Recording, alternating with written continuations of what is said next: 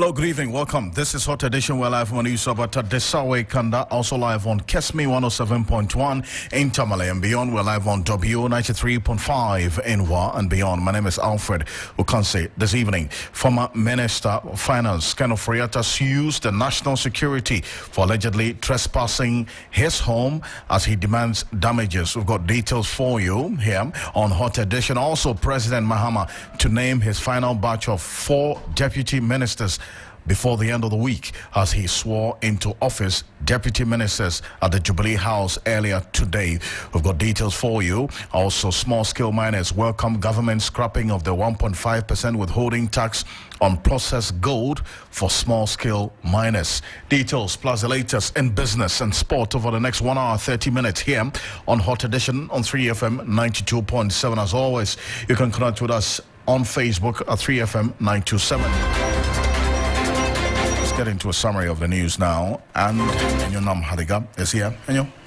Hi, Alfred. And so in today's summaries, Finance Minister Dr. Kasilatu Forsen, presenting John Mahama's budgets for the second term, announced plans to scrap 1.5 withholding tax on processed gold for small-scale miners, a move expected to benefit the mining sector. This follows a 2021 decision by the previous administration to reduce the withholding tax on unprocessed gold from 3 to 1.5% to curb smuggling. Well, President John Mahama is set to submit a final list of 4 deputy ministers to fulfill his commitment to a 60-member cabinet. At a swearing-in ceremony at the Jubilee House, 30 deputy ministers, including John Dumelo, who is the Food and Agriculture Minister, Alhassa Sunhini, who is the Deputy Minister for Roads and Highways, officially took office. Additionally, the former Finance Minister, Kenneth Nanaya Ofori-Atta, has filed a suit against 2 national security operatives, DSP Bismarck Abuajiansa and Chief Inspector Mensah, accusing them of trespassing his home in Laboni, Accra, and conducting an unlawful search on February 11, 2025. He claims the officers violated his constitutional right to privacy. And finally, the Teshinungwa District Court, too, has adjourned the trial of the accused person involved in the shooting of Lauren Shalna Bole, also known as Nagamu, during her installment. This follows the absence of the trial judge in court. The case has now been adjourned to March 26. Alfred, that's the summaries today.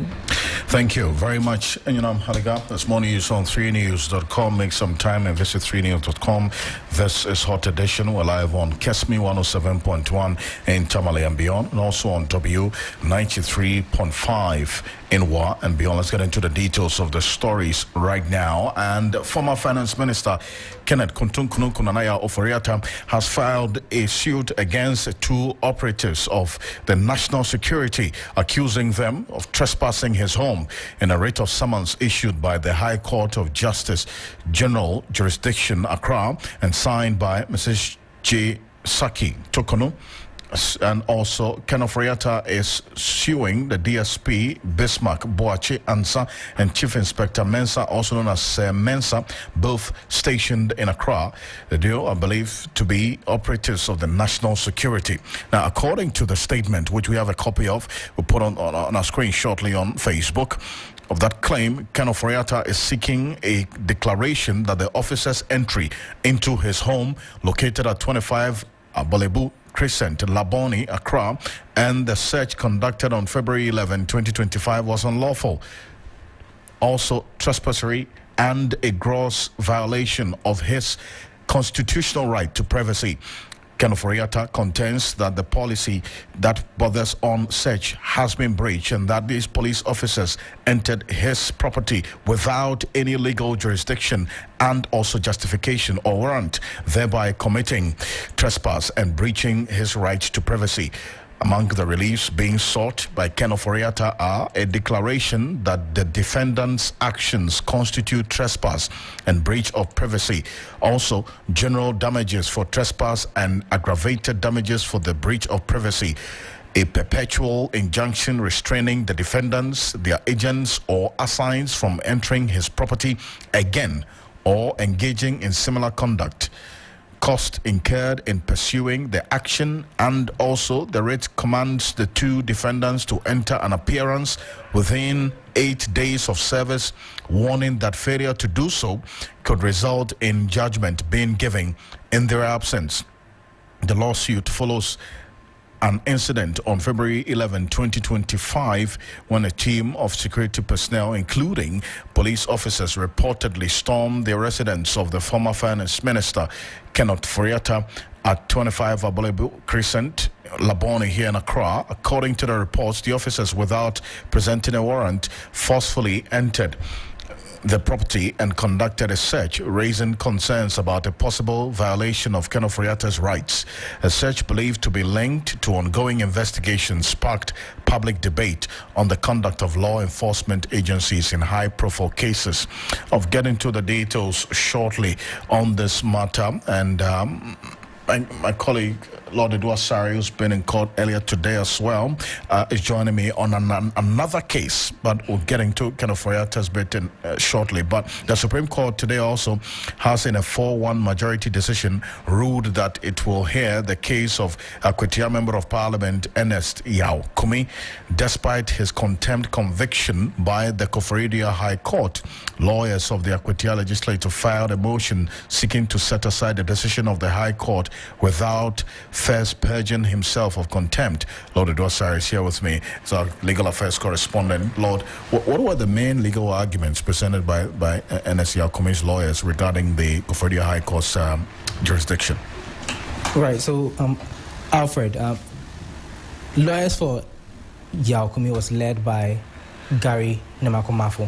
Now, he argued before the 5-member panel of justices that in the matter regarding the Koforidua High Court, presided over by Justice Emmanuel Senyo Amedahe, they indicated that the High Court judge proceeded to, for example, continue hearing the matter, although they had filed for stay of execution.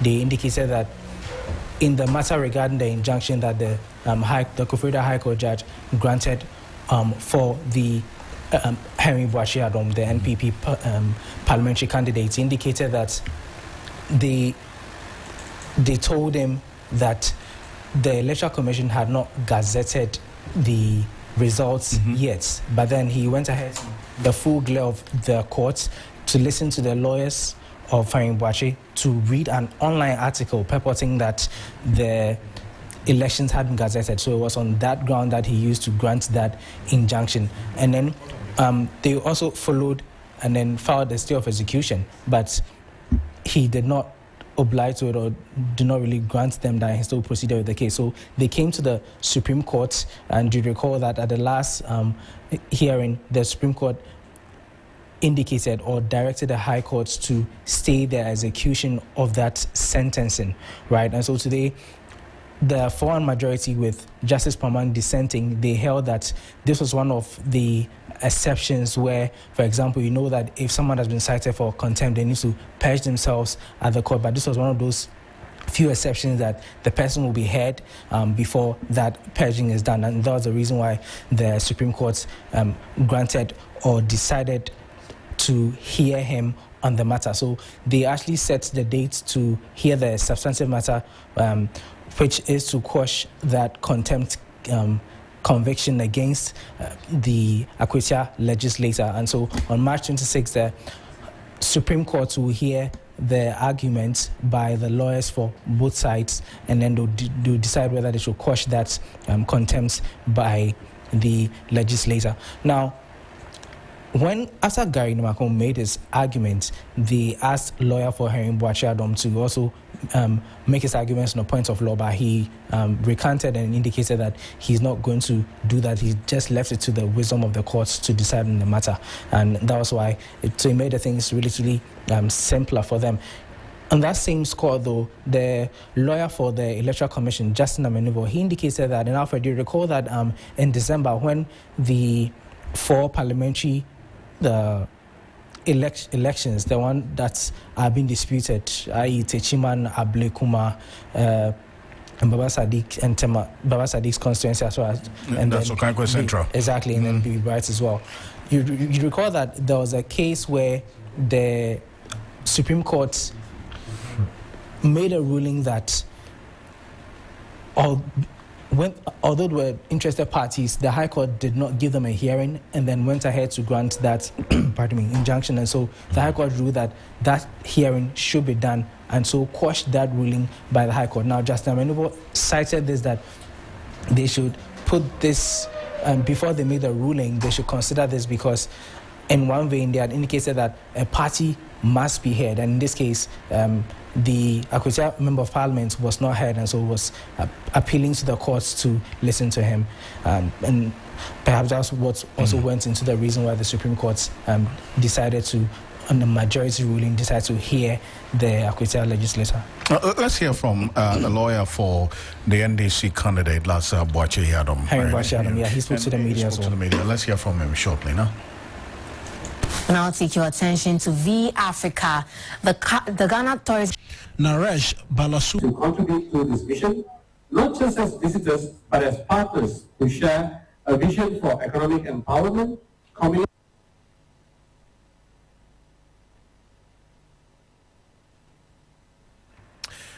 Apologize for that. We'll rectify that sound and get to you on that. Yes. Yeah. Yes. One thing that also came up was the fact that it appeared that both counsel for the opposing sides were very emotional as far as their submissions were concerned, and so the justices of the Supreme Court actually cautioned them that they should take emotions out of their arguments and leave that to the personalities at the heart of the case. So they indicate that the lawyers shouldn't be too emotional when it comes to arguing about the case, and that's why they are professionals. It's okay for the personalities involved to get emotional about it, but they shouldn't be caught getting too incensed or emotional when arguing the case, and so they advise them on that front as well, Alfred. Thank you very much, Lord Edwasari, for this. So it's live here on Hot Edition on 3FM 92.7 and also on Kesme 107.1 in Tamale and beyond, also on W 93.5 in Wa and beyond. Some more stories before we get onto the phone lines right now, but as I indicated to you, the former Finance Minister Kenneth Ofori-Atta is suing some two national security operatives on what he has termed in this suit as unlawful entry and also breach of privacy. We'll get into that as well shortly when we have a private legal practitioner joining us on the telephone.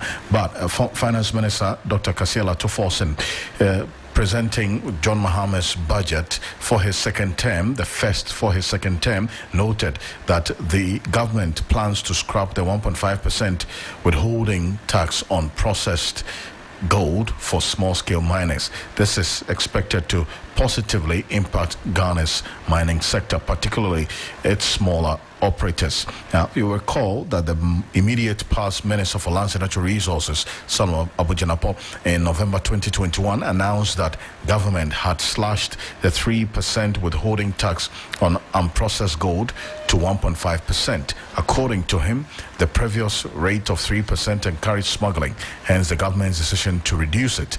Now, this has been a cause of concern for small-scale miners. Let's now engage Michael Kojo Pepera, who's the president of the Small-Scale Miners Union of Ghana. Michael, appreciate your time. We'll try to connect with him shortly to give us a quick reaction to what's been announced by the finance minister yesterday with regards to small-scale miners in this country. Here on Hot Edition on 3FM 92.7. We're also live on Kesme 107.1 in Tamale and beyond.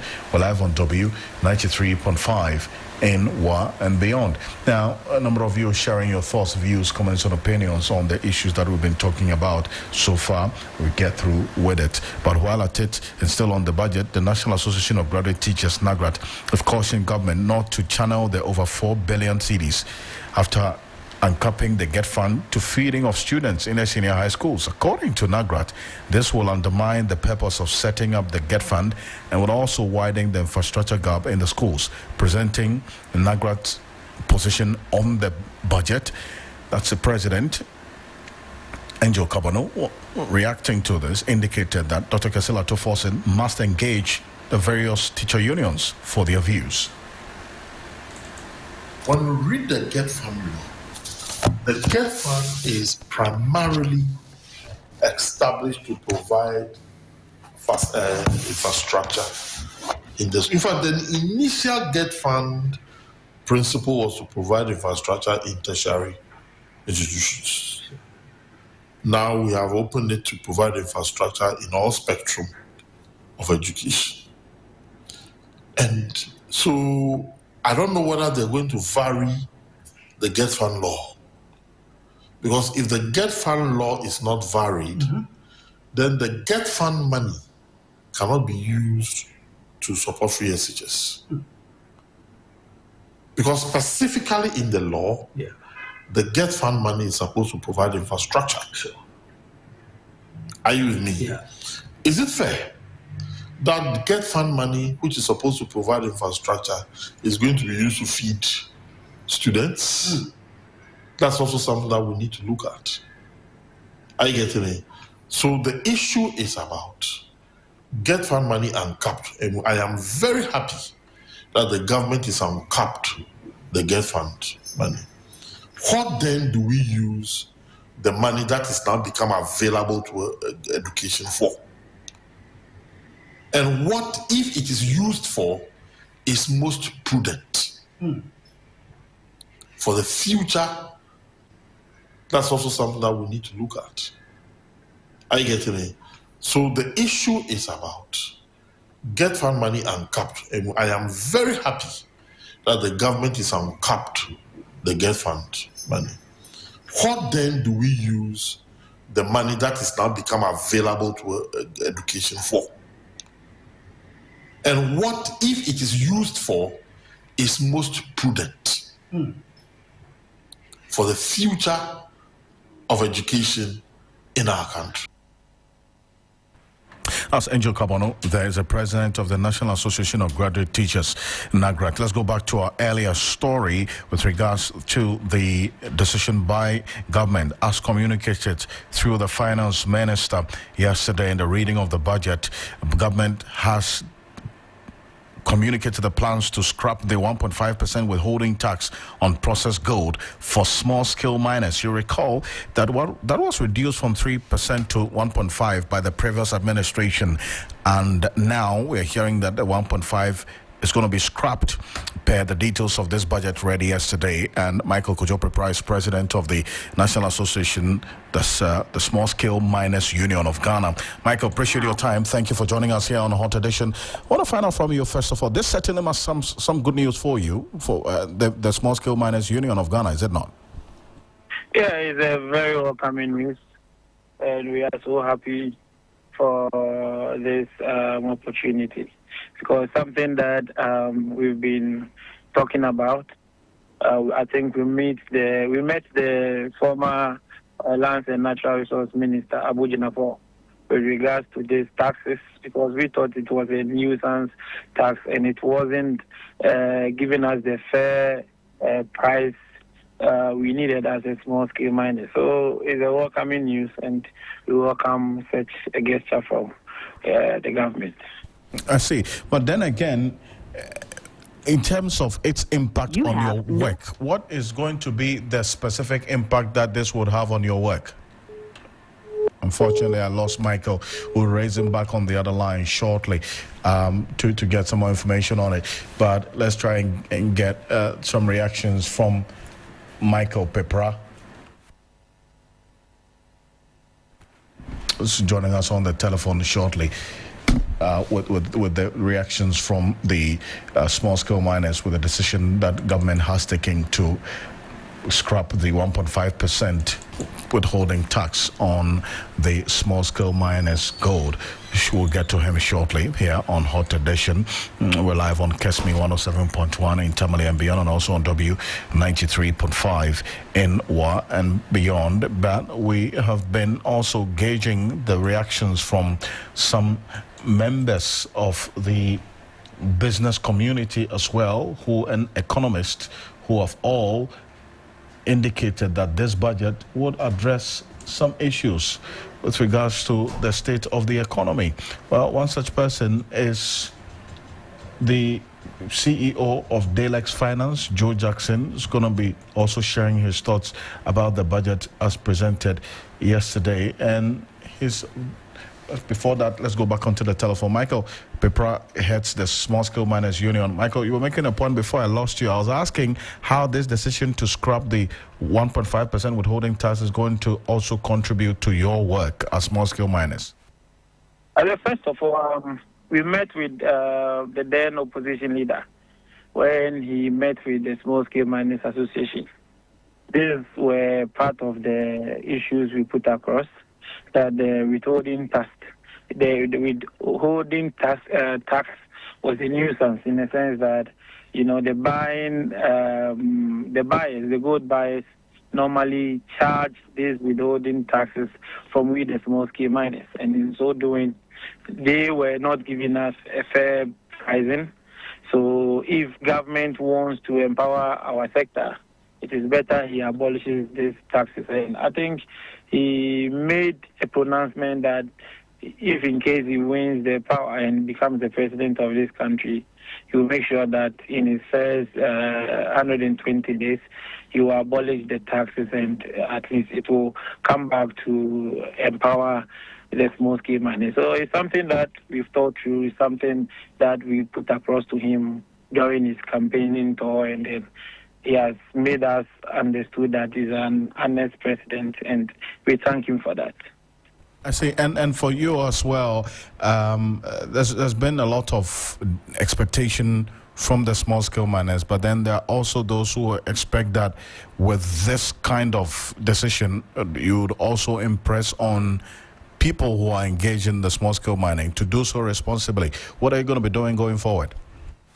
As a matter of fact, the Minister of Lands and Natural Resources, the President, should sack the CEO of Minerals Commission if indeed we want to win this Galamsey fight. Because before the government won power, there has been a lot of illegal activities that is going on in the Minerals Commission. And they say charity begins at home. And AEC, being the CEO of Minerals Commission, has spearheaded a lot of illegal activities under his tenure. In so doing, the first time a community mining scheme was launched in a forest reserve, that is the Disarray Forest Reserves, which we all know that even small-scale mining can never be done in a forest reserve.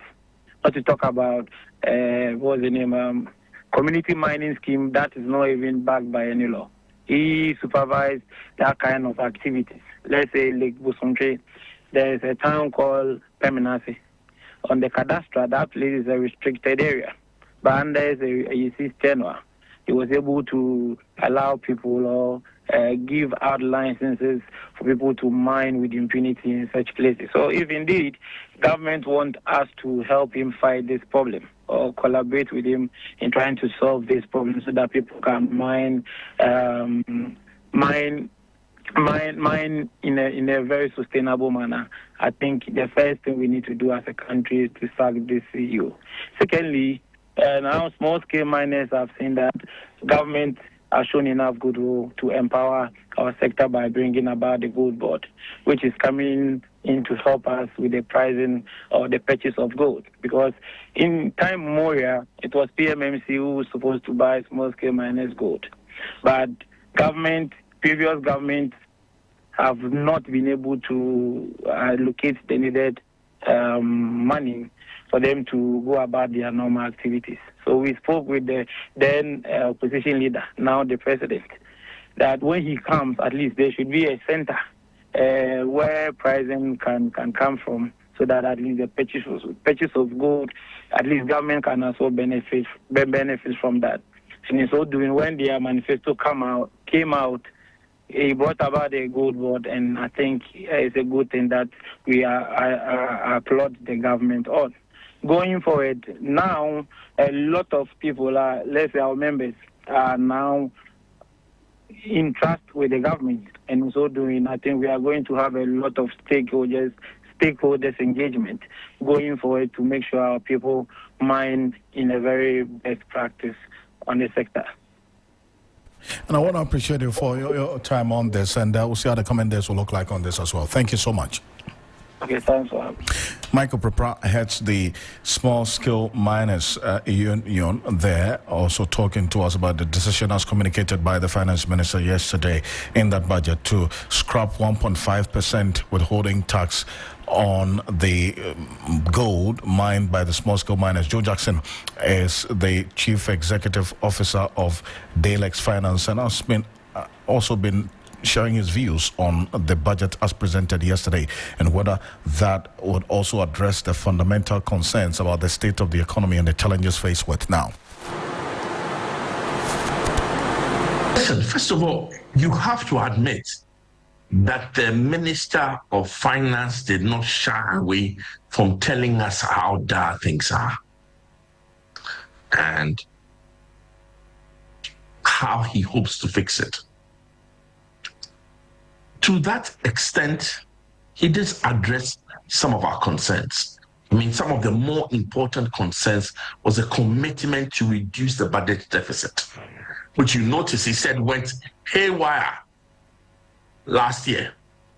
The last year, all the targets that had been set and agreed with the IMF were thrown out of the window.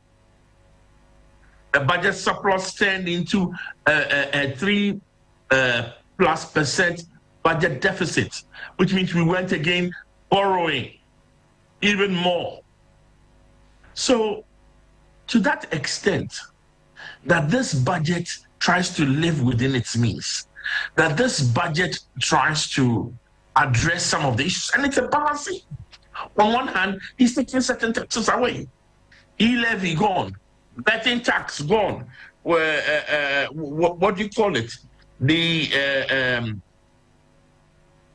A lot of those taxes that irritated us are gone.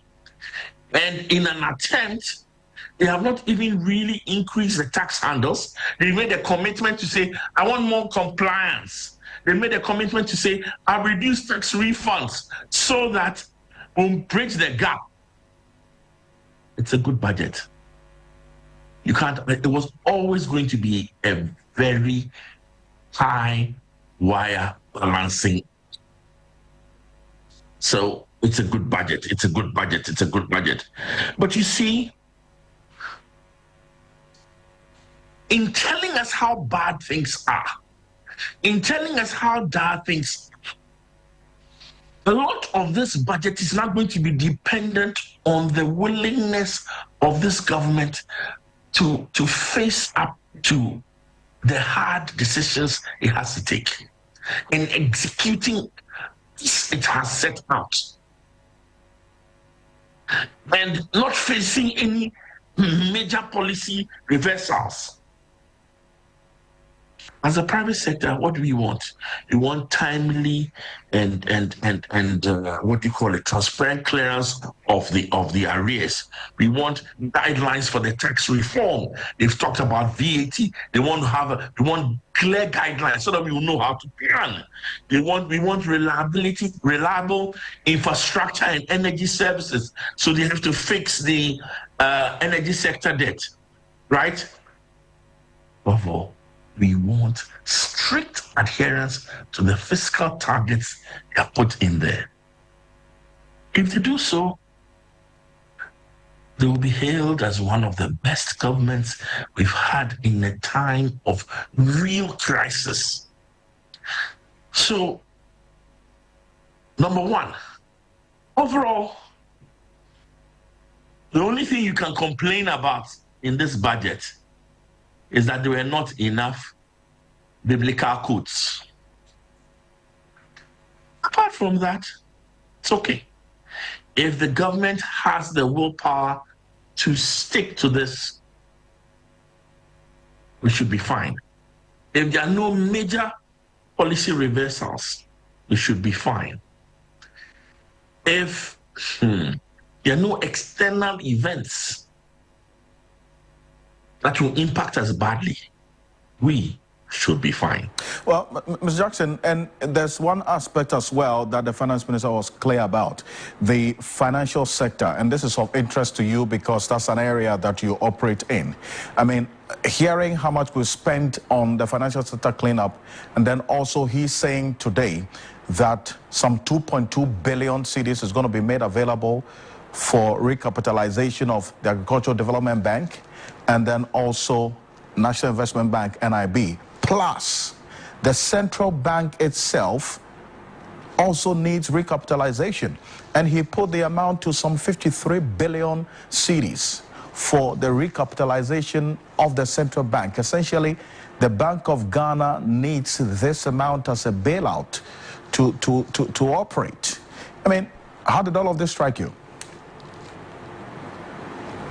It does. It does. I mean, the questions about the financial sector cleanup been sticking out a mile.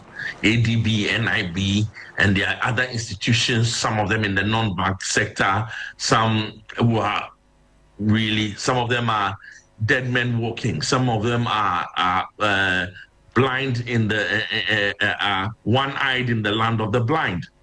So there are challenges. And so and it's good that they're not shying away from them and saying that they will address these issues and they will put money. You see, for all of us, the key thing is, don't even listen to what person says. Watch what he does with his money. That is a true determination of his intentions.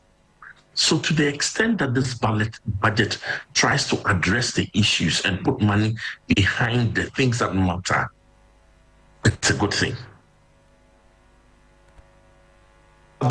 That's Joe Jackson there. And there was this also conversation or debate about whether or not the betting tax was implemented and collected. And yesterday, after the press conference, after the presentation of the budget, the minority in parliament addressed the press, and the former finance minister, Dr. Mohamed Amin Adam, did indicate that the NPP previous administration did not implement the betting tax. It was never collected. And many who also then expressed some doubt about that, especially because there's evidence of this betting tax being collected or implemented on bet wins, and those who had won bets saw this tax being deducted from their bet winnings. But let's do a quick recall and hear from exactly what the former finance minister, Dr. Mohamed Amin Adam, said at that press conference yesterday, and we'll hear from Sami Jemfi and also Mr. Jackson on this particular point that was communicated by the minority yesterday at that press conference.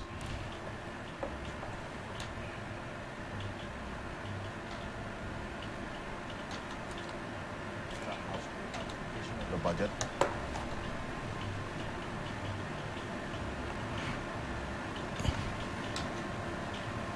So to come and tell Ghanaians that you have abolished something that was not implemented is to deceive the people of Ghana.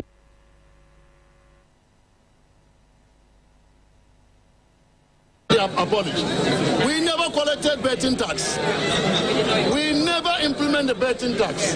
So to come and tell Ghanaians that you have abolished something that was not implemented is to deceive the people of Ghana. So that's Dr. Mohamed Amin Adam there. And we asked this question of Joe Jackson as well, whether or not he does agree with the position as communicated by the former finance minister that the present administration never implemented or collected the betting tax. There'll be some clarity in the days ahead. It should be removed. If the tax wasn't collected, why was everybody screaming that the tax should not be applied? It should be removed. But the question I have is that, but if you're not collecting it, and your opponent says that I'm going to remove this tax, why don't you say it from day one? I don't know. I'll be honest with you, it's something that I hope there'll be some clarity in the days ahead. As Joe Jackson is the CEO of Dalex Finance, they're also having questions. But this is what Sami Gyamfi, who is the acting CEO of the PMMC, had to say about this debate on whether or not the bet tax was implemented. Aging in theatrics. This is drama cantata. He can't justify it. Is this Sakawa to promise to scrap the draconian 10% withholding tax on lottery winnings and actually fulfill that promise? That today, young people who have resorted to betting as a refuge because they don't have jobs can have some respite. Before they win one bet, they would have lost 10 or 20. Then they manage to win some 5,000 Ghana cedis. And then Bawumia comes and says, I'm taking 500 Ghana. They win 10,000 Ghana cedis, and Bawumia and Akufo-Addo come and say, we are taking 1,000 Ghana, 10 million. Today, John Mahama is saying that we are scrapping that tax. The bill for the repeal of that law will be laid in Parliament today. And we expect Parliament to expedite the processes towards its passage so that latest by the end of this week, every young person who wins the bet retains 100% of that money. Do you know the relief that will provide young people? We are not encouraging anybody to go and dabble in betting. But the point is that when these guys don't have work, they don't have jobs. At the height of the campaign. And so you cannot expect them to go and steal. So if they succeed, if they succeed, bet is a game of chance. They succeed in winning something small from bets after losing so much, it is totally unacceptable for the government to say that, give me 10% of that. Sami Gyamfi, who is the acting Chief Executive Officer of the PMMC, the Precious Minerals Marketing Company. But President John Dramani Mahama will this week submit the final list of 4 deputy ministers in line with his promise to appoint only 60 ministers. President Mahama disclosed this during the swearing-in of some 13 deputy ministers and the Minister of State for Public Sector Reforms, Lydia Lamisi Akwanariba, at the Jubilee House earlier this afternoon. The deputy ministers sworn in include Deputy Minister for Food and Agriculture, John Dumelo, Deputy Minister for Roads and Highways, Alhassan Suheni, Deputy Minister for Tourism, Creative Arts and Culture, Yusuf Isaka Jaja, Deputy Minister for Finance, Thomas Nyakwampim. The others are Deputy Minister for Ministry of Local Government, Chieftaincy and Religious Affairs, Rita Na Odele Sowa, Deputy Minister for Works and Housing and Water Resources Ministry, Gisela Tete Abotui, and Deputy Minister for Defense, Enes Broja Gyamfi, also sworn in earlier today. The Deputy Minister for the Interior, Ebenezer Oklotete Labi, Deputy Minister for Education, Clement Abbas Apak, Deputy Energy Minister, Richard Jan Mensah, Deputy Minister for Justice and Attorney General, Justice Srem Sai, Deputy Minister of Lands and Natural Resources, Yusuf Sulemana, and Deputy Minister for Trade, Agribusiness and Industry, Samson Ahe. Addressing the newly sworn in appointees, the President reiterated his advice to his ministers to avoid opulence and also commit to serving the Ghanaian people. This is what the President said earlier today.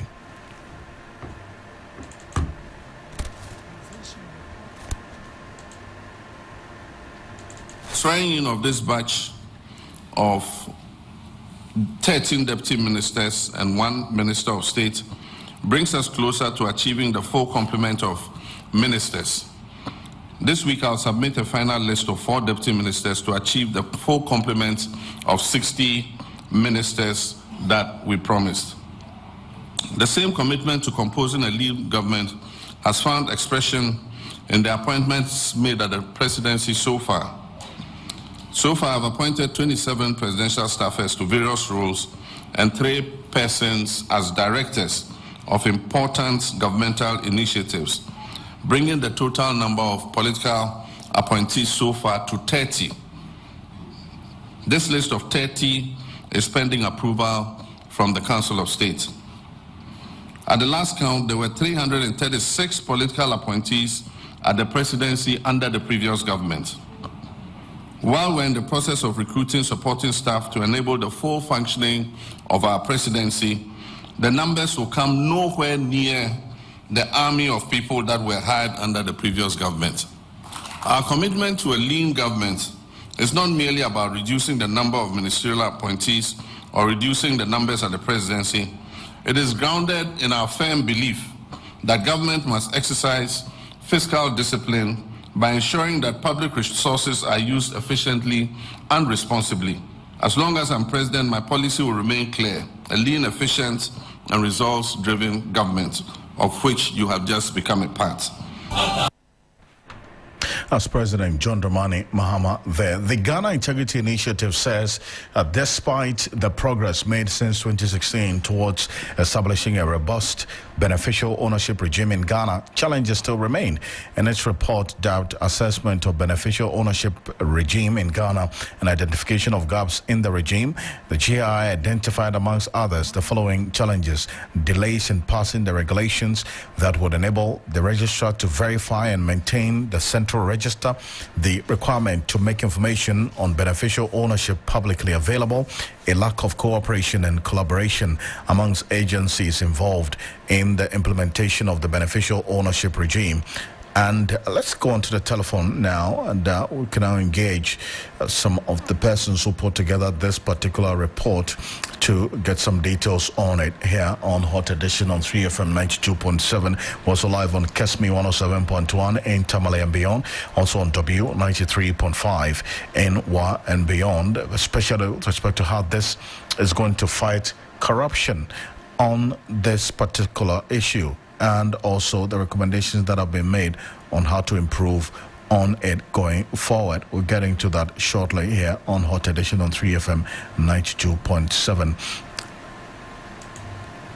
But before that, President John Dramani Mahama has reignited his commitment to dealing with the perennial flooding of Accra with the formation of a task force to tackle the problem head on. The 7-member task force, chaired by the Deputy Chief of Staff in charge of Operations, Stan Dugbe, earlier today commenced its assessment of the areas affected with the assurance of getting the right engineering to prevent the floods. Other members include Minister for Water Resources, Works and Housing, Local Government, National Security Coordinator, the Deputy Director of NADMO, and the Legal Counsel to the President. This is what ensued earlier today. The President's concerned about the perennial flooding situation that we face, not only in Accra, but across the country, decided to set up a special task force to start work to at least try and reduce, if not prevent, flooding within particularly the Accra metropolis as we prepare for the rains. So there's been a task force that has started working, and today we decided to go on an aerial tour so that the military and hydrology department of the Ministry of Water Resources, Works and Housing can show us the various channels, and then where we have problems with drains that are silted that we need to work on. Our job is cut out, is to find out where we have challenges, where do we have drains that are choked that we need to desilt, and then where we have channels where the rainwater flows into the sea where there are problems. We can see what engineering and mechanical solutions we can find to it. So the next step is to go on a road recce, as General said, to visit some of the areas, and see what has to be done. From the air, yes, we saw the problem, but we need to go there and then work with the Ministry of Water Resources, Ministry of Local Government, and then the 48th Engineers Regiment to begin the process of desilting, the drains that have to be desilted. Some tough decisions would have to be made, especially with walls that have been, built, blocking, the water flow in many areas, and then buildings as well that have been, from the air you see it, clearly, than when you are on the ground. And we would have to clear that, because if we don't, as is always said, you do not know when your area is going to be affected, because somebody has built, some kilometers away from you. But it's not just going to be sorting. There's going to be a communications angle to this. We are going to engage in a lot of public advocacy, encouraging the citizenry to keep their surroundings clean, stop throwing, litter into the drains, and then also ensuring that the waste management companies that collect waste, how they also throw that waste away, because you notice that along Achimota, the storm drain coming towards Odo, there's a lot of rubbish along the drains, and we'd have to stop that as well. So the government communications office is going to support the task force with a communications action plan. Stan Dogbe there leading this particular task force, and the Teshinungwa District Court, too, has adjourned the trial of the accused person involved in the shooting of Laurentia Nabole, as also known as Nagamu, during her installment. This follows the absence of the trial judge in court. The case has now been adjourned to March 26. Sarah Openkro was in court earlier today. Family and friends of the late victim, as well as relatives of the accused, gathered at the Teshinungwa District Court 2 to witness the hearing. The suspect, Samuel Eje, who is facing charges of unlawful possession of firearms and murder, was brought to court by the police CID. However, the presiding judge, Her Worship Georgette Kamel Lutrot, was absent. As a result, the case has been adjourned for 2 weeks. Family members of both the deceased and the accused expressed their disappointment at developments. Meanwhile, the body of the late Laurentia Nabole Nelson, who was tragically shot during her installment ceremony, has since been released to the family and buried according to Islamic traditions. Sarah Openkro's report there. It's live here on Hot Edition on 3FM 92.7. We're also on Kesmi 107.1 in Tamale and beyond. We're live on W 93.5 in Wa and beyond. Let's hear from the Greater Accra Regional Minister, who's also been touring parts of the Greater Accra region, assessing the state of affairs. We are trying to prevent future occurrences. We don't want any national disaster. And if you could take notice, for the first time when it rained, China Mall, the place got flooded. Why? It's because of this encroachment on the Ramsar side. So basically we are here to prevent. Those that has been encroached, fine, but we have to protect the inner core of those left. So that is why we are here, my dear. I mean, we are doing this because of ahead of the rainy season. Oh, definitely. That's what I'm saying. If you want to meet me, I mean, I'm going to form a team that you have to meet. No, we are not going to, compromise. That is the way. We are not going to, because we've noticed that a lot of people compromise, and that is what has gotten, that is why we've gotten where we are. So, I mean, we are not going to look at any human face. We have to do the job and protect the country, that's all. Oh yes, they are here. I mean, they can speak to the fact that they've been here. I mean, when you see on the walls, it has been written stop where they've been here to caution the people severally. But yes, still, I mean, if they were to take their advice, I wouldn't think that we'll be here to demolish any fresh fence wall. Oh yes, we'll be moving further to Sakumono, Klagon. All those Ramsar sites, that has been the coach. We'll be moving to all those. Ashiama and what have you, even Dansoman as well. Like we said, the TDC people are here. They've cautioned them, and so if they have any grievances, they should go to the office and talk to them. But for me, like I said, I'm not going to compromise. We are protecting the country, and when everybody is cooperate with us, I don't think this rain season we are going to experience any flooding. So they should cooperate with us.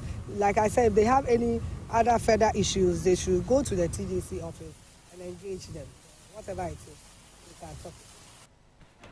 As a Greater Accra Regional Minister there, so live here on Hot Edition on 3FM 92.7, also on Kesmi 107.1 in Tamale and beyond. We're live on W 93.5 in Wa and beyond. We're getting some news coming through right now on two fronts, but after promptings earlier today, the Forestry Commission has apprehended a group of persons that continue to mine in the Tano Amia forest in the Western region. The group had invaded a recent military and rapid response team on illegal mining camps in the forest and persisted that the activities continue. In total, 3 Chinese miners operating excavators and 8 Ghanaians were arrested. They have since been arrested and handed over to the Enchi District Police. Authorities also seized 3 excavators with only 1 already transported to the Enchi District Assembly. A formal complaint has been filed with the police pending further investigation and prosecution. The Tano Amia, Tano Nimeri, and Boyne Tano Forest Reserves have come under siege by armed groups engaging in illegal mining. Drone footage reveals extensive degradation of the Tano Amia Forest Reserve with just a few weeks of invasion by illegal miners. Also, we're getting some information right now that fire has razed down a 4-bedroom wooden structure at Monochrome in the Akontombra district of the Western region. The incident happened earlier, destroyed everything belonging to 2 individuals residing in that wooden structure. Narrating the incident, Christopher Japon, head teacher of Monochrome DA Basic School, one of the tenants, said he heard about the sad incident when he was teaching, only to rush there to see everything he had in flames. He said the incident could be due to frequent power fluctuations in the area that sparked the fire in the house. This is one that we're keeping an eye on as well, and we'll be updating you as and when we get some information from the fire service. You're still live here on Hot Edition. We're back shortly after this quick break, and Bismarck Ewusa is standing by with the latest in the world of business after this quick break here on Hot Edition. Ghana, it's time to globalize. Gobe Nation and Gobe Eaters Association, it's time to assemble. Get ready for Ghana's ultimate beans-based food festival, 3FM Gobe Festival 2025. This year on the 22nd of March at Lagos City Mall, we're on a mission to celebrate all things beans from your favorite vendors. Come and immerse yourself in an electrifying atmosphere filled with great food, refreshing drinks, live band music, fun games, jama sessions, crown our king and queen of Gobe, and find out who wins Gobeathon amongst many activities. 3FM Gobe Festival on the 22nd of March at Legon City Mall from 10 a.m. If you're an interested vendor or sponsor, please call 0531 100 927 or 0532 200 927 right now. Let's get Gobelicious on the 22nd of March and make history at 3FM's Gobe Festival at Legon City Mall. It's absolutely free. 3FM Gobe Festival 2025, celebrating culture, love, and unity through Gobe. Powered by 3FM 92.7, your urban lifestyle radio. Proudly sponsored by Origin.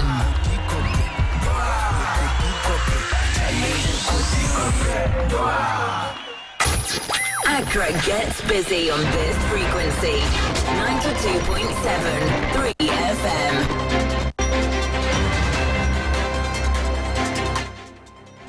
Hello, good evening, and welcome to the business segment on Hot Edition with me, Bismarck Ewusa. Coming up tonight, Fitch Solutions projects Ghana's ruling National Democratic Congress (NDC) government to maintain fiscal consolidation efforts under International Monetary Fund program.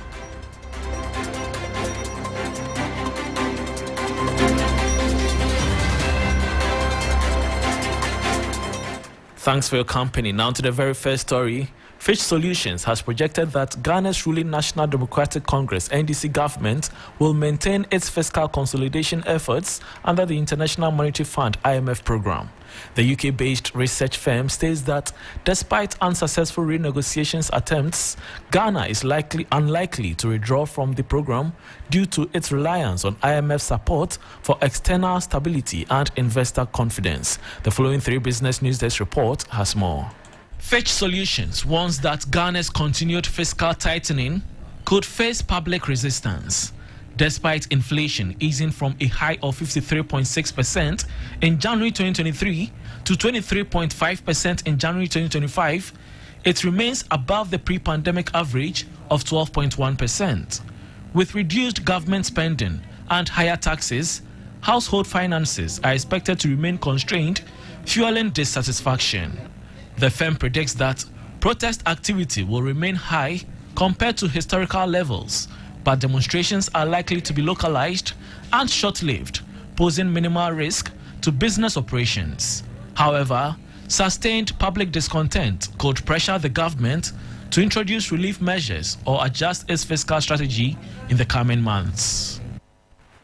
And that was a 3 Business News Desk report. Moving on, Executive Director of the Center for Environmental Management and Sustainable Energy, SEMSE, Benjamin Insia, has expressed concerns that the 2025 budget overlooked the significant losses and legacy debt of the Northern Electricity Distribution Company, NEDCO. NEDCO faces substantial revenue losses, averaging 8.5 million cedis monthly from power theft alone. The liabilities of NEDCO. NEDCO is also a distributor, but we overly concentrate on ECG, stating that ECG liabilities are in excess of 60 billion. What about NEDCO? Because NEDCO in recent times has also been observing net losses, which also means that their liabilities continue to compound. So in as much as we want to solve ECG problem, we must also solve the NEDCO problem, so that at the end of the time or the period, we're able to solve the general and holistic distribution challenges that we are also all facing in the sector, to ensure that those in the middle and the northern part of the country are also getting reliable supply of power, as well as those in the southern belt also observing reliable supply of power. And that was Executive Director of the Center for Environmental Management and Sustainable Energy, Benjamin Insia. Now, the Ghana Maritime Authority has reaffirmed its commitment to safeguarding the country's waters, ensuring a secure and conducive environment for maritime trade. Speaking to the media after a courtesy visit from the Importers and Exporters Association of Ghana, Acting Director General Dr. Kamal Din Ali emphasized the authority's dedication to working closely with key agencies to enhance security and efficiency in Ghana's maritime space. Each country, one of the major things that can undermine the country is when there is lack of maritime security. The Ghana Maritime Authority plays a major role in ensuring that the safety of our waters remain paramount. We work with other stakeholders such as the Navy, and through our regulation, through our monitoring, when you go into our situation room, you see our VTMIs, and through other things that we do, we collectively ensure that the maritime space is very safe.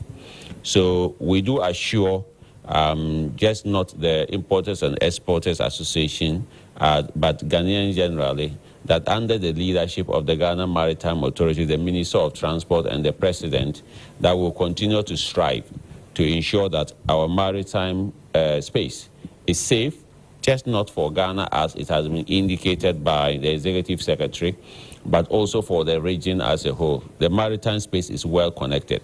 So whatever safety that we create in Ghanaian waters, in Ghanaian port areas, in our anchorages, in our exclusive economic zone, that benefits just not Ghana, it benefits the global community as a whole.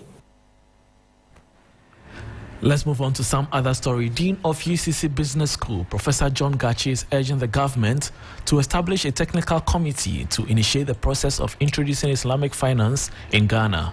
This call is driven by the need to explore alternative financing options for the country's infrastructural development, which has long been hindered by funding constraints. Professor Gachi emphasized the potential benefits of Islamic financing, citing its success in some West African countries. He made these remarks at the 2025 Islamic Finance Forum organized by the Islamic Finance Research Institute of Ghana.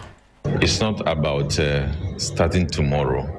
It's about, first of all, establishing a technical committee on Islamic finance by the Ministry of Finance and the Bank of Ghana to get the people who understand Islamic finance, and then institutional representation like the Security and Exchange Commission, National Insurance Commission, advocates and experts to form a technical committee on Islamic finance, and then design what the approach that we want to adopt in dealing with Islamic finance. That is what was done in Nigeria. It's yielding good result now. Professor John Gachi is Dean of UCC Business School. Before we go, the Ghana Chamber of Telecommunications and the Electronic Money Issuers Chamber of Ghana are urging Parliament to implement policy reforms that will lower the cost of doing business in the telecommunications and digital finance sectors. They argue that reducing operational expenses and regulatory barriers will enhance affordability and accessibility for Ghanaians while driving innovation and economic growth. The following 3 Business News Desk report has the details. The Ghana Chamber of Telecommunications and the Electronic Money Issuers Chamber of Ghana are making a strong case for strategic policy direction and legislative support to enhance the country's telecommunications and digital finance industries. According to the two organizations, these sectors serve as enablers of economic prosperity, bridging communities, businesses, and government services through digital connectivity. They argue that to fully unlock their potential, Parliament must support investment-friendly policies, ensure robust infrastructure development, and implement progressive regulations that foster innovation and financial inclusion. A key concern raised is the cost of doing business in the sector, which they say must be addressed to enhance affordability and accessibility for Ghanaians. The chambers are also pushing for an improved regulatory framework that reduces operational barriers, expands broadband access, and strengthens protections for telecommunication infrastructure. As Ghana positions itself as a leader in digital payments and telecommunications, the two organizations are pledging collaboration with Parliament and other key stakeholders to craft solutions that drive economic growth and technological advancement. And that was the 3 Business News Desk report on telecommunications and digital finance sectors, urging Parliament to prioritize policy reforms to lower costs and expand access. And that ends the business segment on Hot Edition with me, Bismarck Ausa. You want to stay tuned because Oreku Amfofo is next with the sports. Do stay.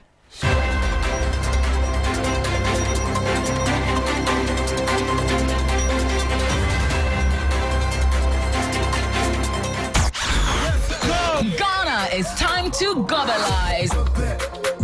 Gobe Nation and Gobe Eaters Association, it's time to assemble. Get ready for Ghana's ultimate beans-based food festival, 3FM Gobe Festival 2025. This year on the 22nd of March at Lagos City Mall, we're on a mission to celebrate all things beans from your favorite vendors. Come and immerse yourself in an electrifying atmosphere filled with great food, refreshing drinks, live band music, fun games, jama sessions, crown our king and queen of Gobe, and find out who wins Gobeathon amongst many activities. 3FM Gobe Festival on the 22nd of March at Legon City Mall from 10 a.m. If you're an interested vendor or sponsor, please call 0531 100 927 or 0532 200 927 right now. Let's get Gobelicious on the 22nd of March and make history at 3FM's Gobe Festival at Legon City Mall. It's absolutely free. 3FM Gobe Festival 2025, celebrating culture, love, and unity through Gobe. Powered by 3FM 92.7, your urban lifestyle radio. Proudly sponsored by Origin.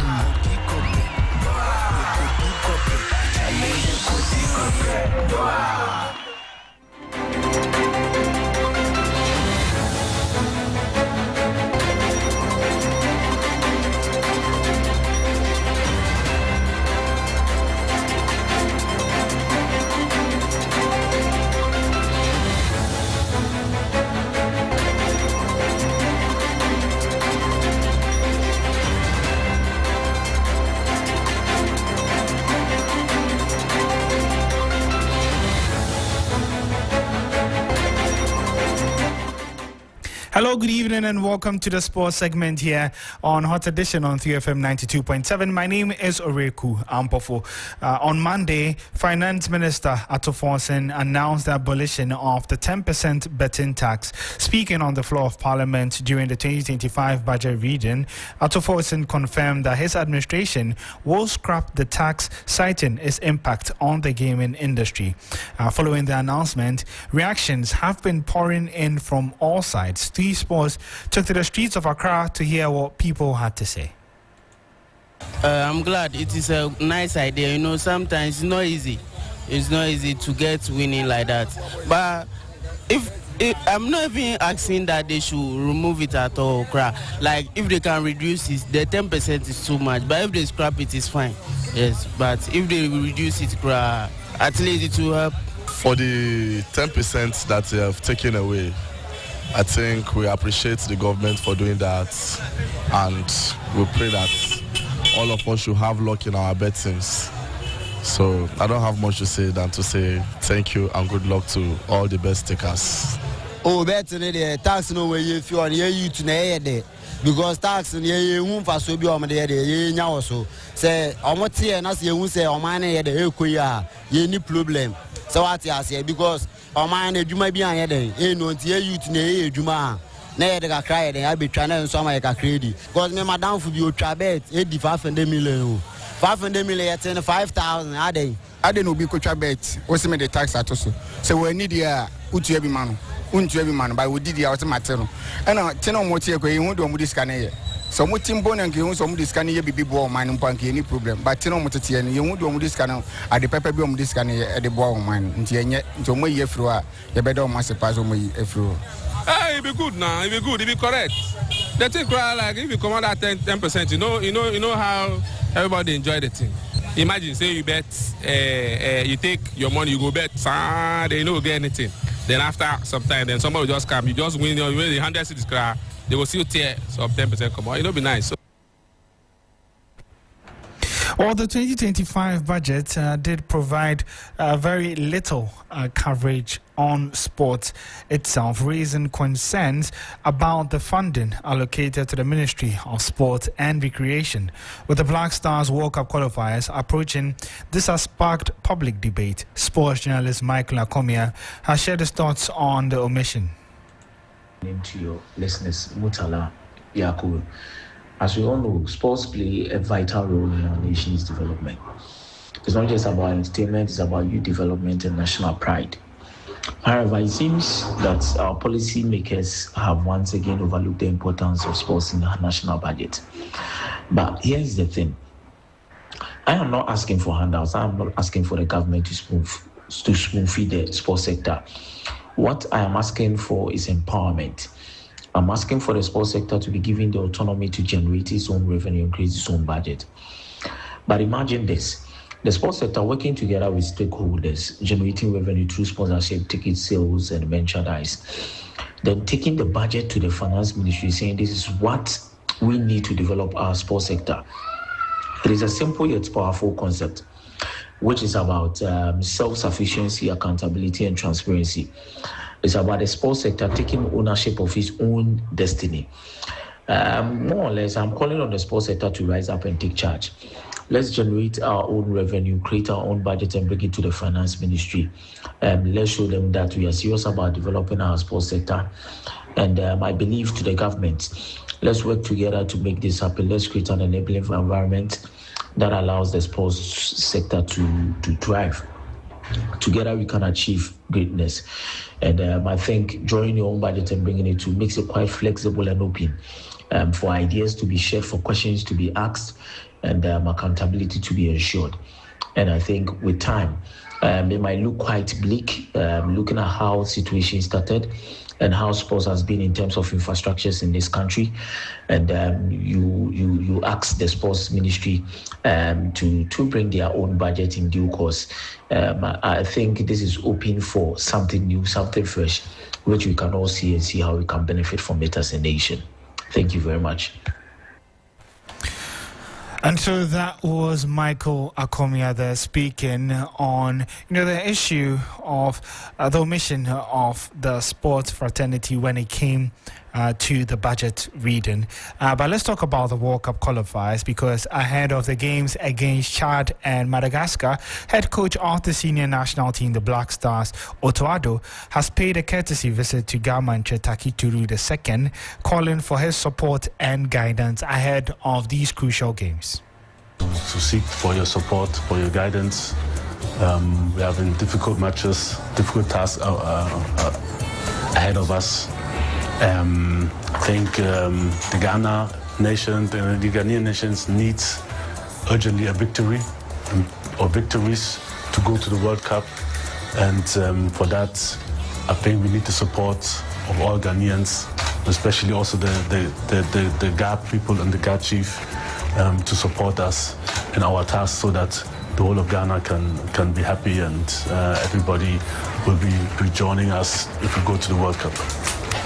Donny Okubakoda. Yeah. Now, Afro Battery Bian. Yeah. I give me a roy. Yeah. You will come in. Yeah. The danger, Walla. Yeah. You two more officially. Yeah. Any not buy your idea again. Yeah. Any betting idea again. Yeah. Any book or thing, any other way, by idea fair. Yeah. Nanya Tongan Gamu. Yeah. You will laugh, you know. I try Pronocan. Yeah. To a fin. Yeah. Free fair. Yeah.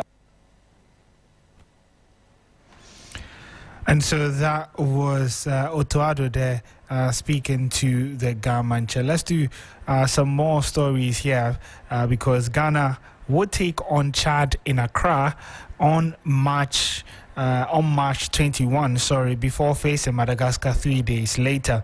Let's head to England now, where Manchester United have announced plans to construct a new 100,000-seater stadium adjacent to Old Trafford. Co-club owner Sir Jim Ratcliffe has emphasized his desire to preserve the essence of the iconic venue, but acknowledges that building a new stadium is essential. At the Old Trafford ground today, which is a bit piecemeal, isn't it? Got stadiums which were built, or stands that were built at different times. They don't fit together very well. The roof leaks. It hasn't got the finest infrastructure. You can't, the players can't arrive underground and all that type of stuff. It's right next to the railway, which compresses the fans when they arrive, so we can't get people into the ground that easily and out of the ground. And this expression, don't spend good money after bad. I think what would have happened if we tried to refurbish the stadium, we would have discovered that it actually would probably have been 70% the cost of building a new stadium. And in 25 years' time, we'd be talking about building a new stadium.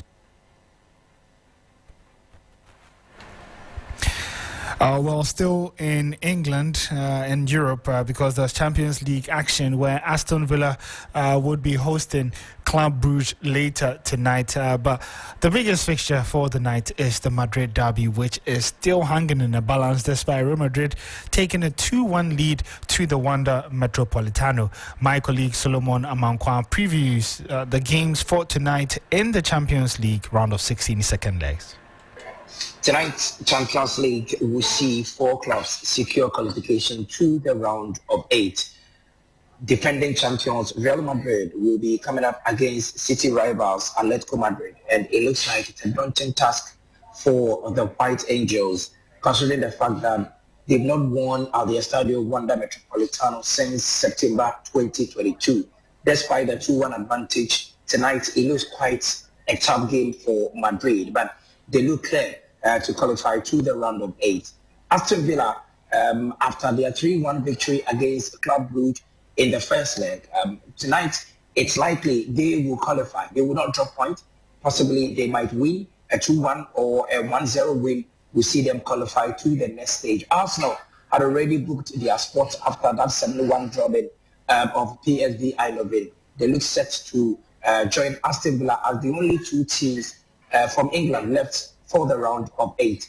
The big game, obviously, is Lille versus Borussia Dortmund, the former finalists for the 2024 season. Dortmund drew 1-1 at home, and it looks clear that Lille wouldn't want to get out of the competition at this stage. After getting an equalizer against Dortmund, they look set at the start Pierre Monroy in France to qualify ahead of Borussia Dortmund. So the 4 teams likely to complete the round of 8 are Lille, Arsenal, Aston Villa, and that of Real Madrid.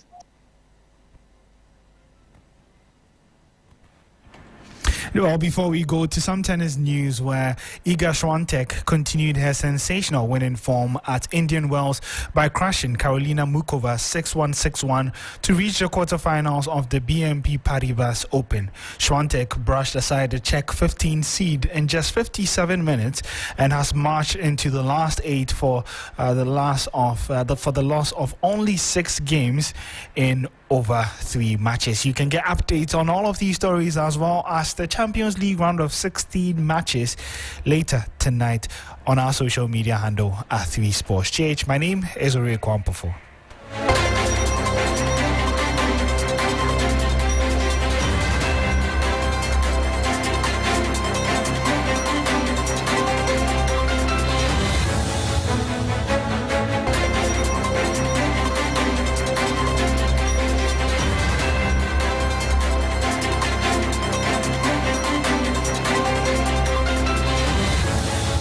Thank you. It's more on 3 Sports across social media platforms. So live here on Hot Edition on 3FM 92.7. We're also live on Kesmi 107.1 in Tamale and beyond, and also on W 93.5 in Y and beyond. We're back shortly after this quick break. We'll tell you what the Ghana Integrity Initiative is saying about the beneficial ownership law. Ghana, it's time to globalize. Gobe Nation and Gobe Eaters Association is time to assemble. Get ready for Ghana's ultimate beans-based food festival, 3FM Gobe Festival 2025. This year on the 22nd of March at Lagos City Mall, we're on a mission to celebrate all things beans from your favorite vendors. Come and immerse yourself in an electrifying atmosphere filled with great food, refreshing drinks, live band music, fun games, jama sessions, crown our king and queen of Gobe, and find out who wins Gobeathon amongst many activities. 3FM Gobe Festival on the 22nd of March at Legon City Mall from 10 a.m. If you're an interested vendor or sponsor, please call 0531 100 927 or 0532 200 927 right now. Let's get Gobelicious on the 22nd of March and make history at 3FM's Gobe Festival at Legon City Mall. It's absolutely free. 3FM Gobe Festival 2025, celebrating culture, love, and unity through Gobe. Powered by 3FM 92.7, your urban lifestyle radio. Proudly sponsored by Origin.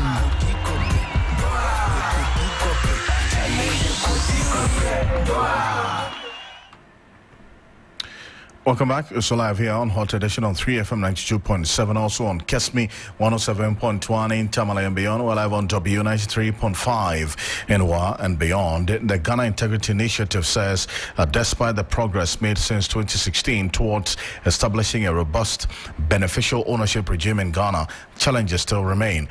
In its report dubbed Assessment of Beneficial Ownership Regime in Ghana and Identification of Gaps in the Regime, the Ghana Integrity Initiative identified, amongst other things, following the challenges, the delays in passing the regulation that would enable the registrar to verify and maintain the central register has also hampered its effectiveness. A requirement to make information on beneficial ownership publicly available is also a challenge. A lack of cooperation and collaboration amongst agencies involved in the implementation of beneficial ownership regime has also been identified as a big issue. Now, Michael Boydie is with the team, the Ghana Integrity Initiative, that worked on this particular project. She's joining us right now on the telephone. Michael, appreciate you for joining us here on Hot Edition. Hello. Well, Mike, when we talk about beneficial ownership, just for the uninitiated, what exactly do we mean for the average man? Very well. So, good evening to your listeners. Now, when we talk about beneficial ownership, companies or entities, trust, when they register, the law says that the companies assume a legal persona, that is to say the company can sue and be sued. So the actual owners of the companies are not known. They could hide their identity. So, but we also realize, or as time had gone on, it is observed that companies, through this legal arrangement, are able to engage in illicit transactions, or people are able to use companies to engage in corruption, illicit financial flows, financing of terrorists, and etc. Therefore, a regime has emerged that the actual owners, the actual beneficiaries of the company must be known. They must register or when you are registering companies, the beneficiaries, those who enjoy the profit, who must be a natural person, must be known. And so beneficial ownership disclosure is basically an arrangement where actual owners of companies, or those who have substantial control of companies, are registered as well and are made known. And that is all that beneficiary ownership is about. Essentially, those who own these companies must be the ones to be known. Those who own the benefit, the companies, those who enjoy the profits. We know that the companies, though they assume legal persona, they are not the ones who a literal interpretation chop the profit or eat the profit.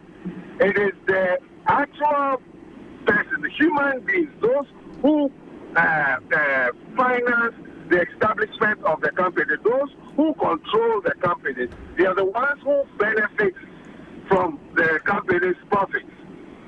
And so they are the ones that the beneficial ownership regime requires that they are registered in what we call a central registry. I see. Now, and the one of the issues that you identified as a challenge is that there's been a delay in passing regulations that would enable the registrar of companies to verify and maintain the central register. What has contributed to this delay that you identify right now? I think it's important to put on record that the regulation as we speak now has been passed. Before, at the time where we were collecting data for this report, the regulation had not been passed. The beneficial ownership regulation law was passed with the Company Act 922, which was passed in 2019. It was not until 2024 or 2023-24 that the regulation was passed. So at the time when we were collecting the data, the regulation had not been passed. So we made the recommendation that the regulation has to be passed because without the regulation, there are so many uncertainty or issues that lack clarity with the law, and the regulations were supposed to clarify those issues. Some issues relative to definition. So when you say the law makes reference to competent authority, but then the definition must come in the regulation. The law, the law mentions what we call the politically exposed persons. We needed the regulations to clarify who constitutes the politically exposed persons. And that is why we called for the regulation, which thankfully it has been passed now. See, but it's one thing, as we do know in this country, it's one thing passing the law and another ensuring its effective implementation. The law has been passed, yes, but then what next? Well, the beauty of beneficial ownership disclosure or transparency is that enforcement is not only done, or it's not the burden of enforcement, or those who are advocating for enforcement is not only done by Ghanaians. It is also done by international bodies such as the Financial Action Task Force. If you pass the regulations and you don't implement the regulations, the country is subjected to reviews, periodic reviews. And if the reviews flags or alert that the regulations have been passed and are not being implemented, Ghana could be a subject of blacklisting. And if we are blacklisted, some of the implication is that we may have visa restrictions. It will affect foreign direct investment, etc., and etc. I see, but knowing all of this, is this punitive enough and to, as it were, influence a certain level of commitment on the part of the various agencies to commit to the effective execution and implementation of this law? The beneficial ownership disclosure provides us with a certain database. So therefore, when you have, for instance, the law enforcement agencies, carrying out an investigation, one of the places to go to gather information about a suspect is the beneficial ownership register. So we have, for instance, in Ghana, we have an asset declaration regime. This asset declaration regime enjoys politically exposed persons to declare their assets. But we know that these politically exposed persons, when they declare their assets, the law does not mandate the Auditor General to verify and publish. So when you are carrying out an investigation, you can go to the beneficial ownership register or the registrar of companies and request for beneficial ownership information of the suspect or of the person of interest. And when you are able to gather that information and match it up with the asset declaration form to establish whether indeed a certain individual is using a company or an entity to commit a crime or fraud. So, yes, it is not an issue of whether you whether you would comply or you will enforce. It's an issue of what assets the beneficial ownership disclosure register presents to law enforcement and the fight against corruption. And if you talk about this particular commitment as well and what has to be done going forward, maybe quickly, this lack of cooperation and collaboration amongst the agencies involved or who are expected to ensure the implementation of a beneficial ownership regime that you identified as well, how can that be addressed? Well, I think that there are best practices. One, the open data regime requires, which Ghana has signed on to, and OGP principles, which Ghana has signed on to, requires that there is that collaboration. And therefore, it is what we are asking for is that instead of the various competent authorities requesting for the information, there should be a certain collaboration. There should be a certain platform of which they, in their office, when they are carrying out the investigation, they can access the information without necessarily making a formal request. That will help because when you are carrying out a live investigation, you don't want to compromise the investigation by informing other bodies or other entities how much you are, because you can never know who will reveal the information to the person of interest. And therefore, for the purposes of discreet and also the efficacy of investigation, it is important that these agencies collaborate, they talk to each other. Technology makes that possible. So at the click of a button, they should be able to have access to this information. So when we talk about institutional collaboration, this is what we mean, and that is possible if and when the necessary software and technology is put in place. I appreciate you for this, Michael. Thank you so much for joining us. Thank you very much, and God bless Ghana. Indeed, Michael Bodi is with the Ghana Integrity Initiative, the local chapter of Transparency International, bringing an end to Hot Edition here on 3FM 92.7. We're also live on Kesmi 107.1 in Tamale and beyond, and on W 93.5 in Wa and beyond. Join us same time tomorrow for another edition. Join me at 10 p.m. on TV3 for Ghana Tonight. Also going to be live on 3FM 92.7. I am Alfred Ocansey. On behalf of the rest of the team, Elsie and Yanam Haliga, thank you so much and have a great evening. The drive continues.